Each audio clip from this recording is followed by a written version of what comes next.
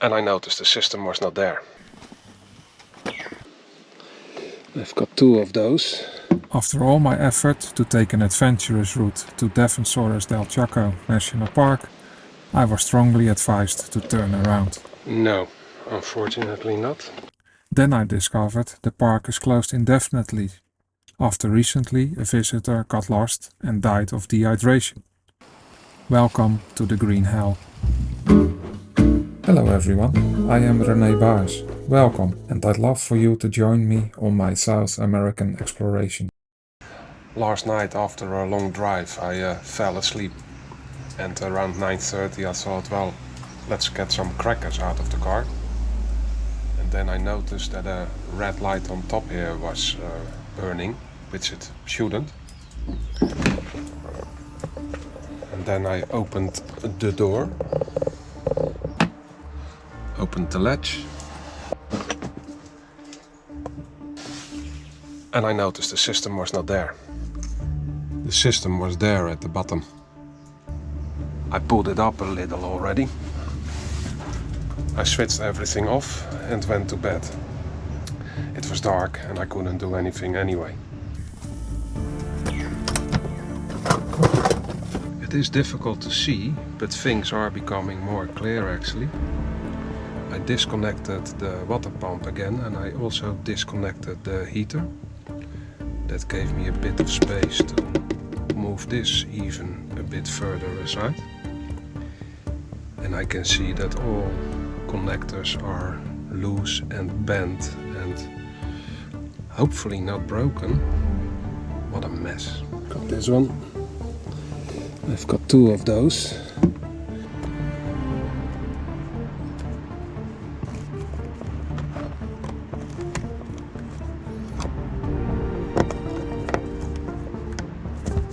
Well, let's test it. Hopefully without a big bang.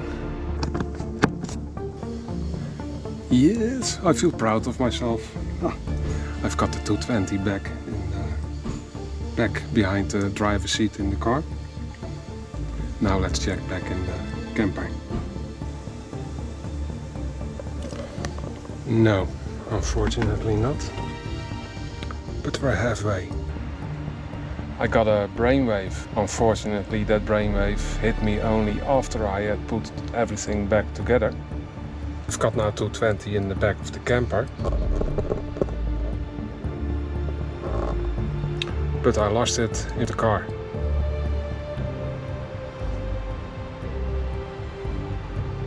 Strange.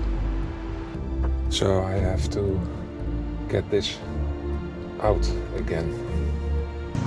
Well, here we go again. There is a risk in it. But last time when I put everything together again, I couldn't get the water pump working again. Everything is fragile.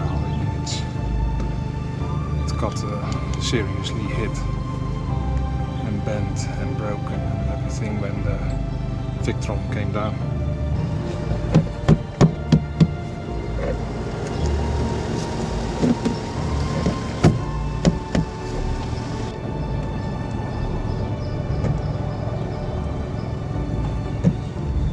I don't have the patience for this. These are the main culprits.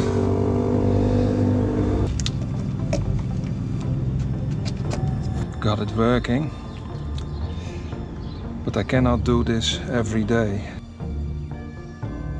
I have to take the whole thing out again.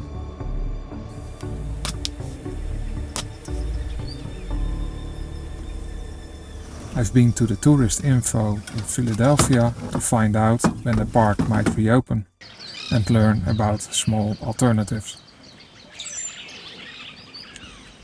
How many countries have you been to? I get asked that a lot, and sure, I know the answer.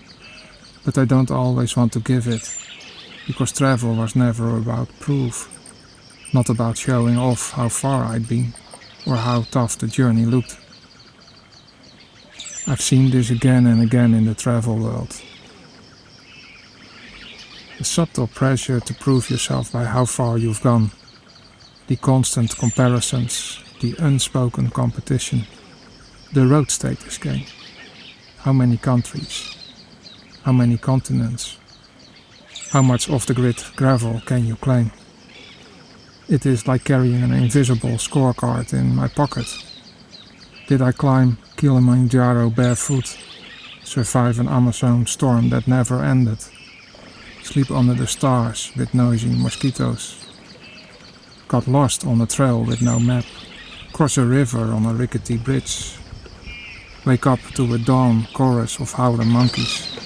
Eat something that shouldn't be eaten?